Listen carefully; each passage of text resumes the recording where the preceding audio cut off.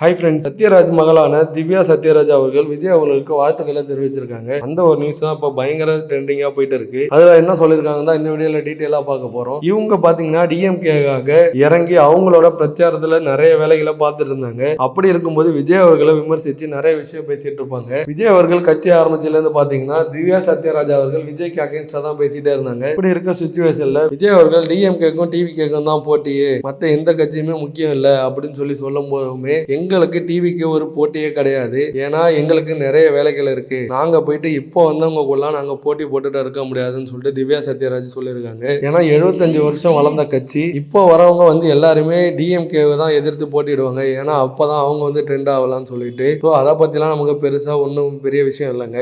நம்ம வேலையை பார்க்குறோம். கண்டிப்பா இந்த தடவையுமே டிஎம்கே தான் ஆட்சி வரும்னு சொல்லியிருந்தாங்க. திவ்யா சத்யராஜ் மட்டும் இல்லாம திவ்யா சத்யராஜோட அப்பாவான சத்யராஜ் அவர்களுமே டிஎம்கேக்கு தான் சப்போர்ட். ஆனா இவங்களோட தம்பி சிவி சத்யராஜ் பாத்தீங்கன்னா டிவிகேக்கு சப்போர்ட். இப்போ விஜய் அவர்கள் டிஎம்கேக்கு அகைன்ஸ்டா பாத்தீங்கன்னா அதிகப்படியான வாக்குகளையும் பெற்றிருக்காரு. இப்படி இருக்கிற சுச்சுவேஷன்ல இப்போதைக்கு விஜய் அவர்கள் தான் தமிழ்நாட்டோட சிஎம். அப்படின்ற சுச்சுவேஷன்ல திவ்யா சத்யராஜ் அவர்கள் பாத்தீங்கன்னா விஜய் அவர்களுக்கு வாழ்த்துக்களை தெரிவிச்சிருக்காங்க. உங்களோட வெற்றிக்கு வாழ்த்துக்கள், மக்கள் பணி சிறக்க வாழ்த்துகிறோம் அப்படின்னு சொல்லிட்டு மக்களுக்கு நன்றி, மென்மேலும் டிஎம்கேவோட பணி தொடர்ந்து செயல்பட்டுக்கிட்டே இருக்கும் அப்படின்ற மாதிரி ஒரு விஷயத்த ஷேர் பண்ணியிருக்காங்க. வெயிட் பண்ணி பார்க்கலாம். சரி, ஓகே ஃப்ரெண்ட்ஸ், இதை பத்தி உங்களோட ஒப்பீனியனா கமெண்ட் பாக்ஸ்ல கமெண்ட் பண்ணிட்டு இது போல ஆட்டான ட்ரெண்டிங்கான அப்டேட்டுக்கு நம்ம சேனலை சப்ஸ்கிரைப் பண்ணுங்க. தேங்க்யூ.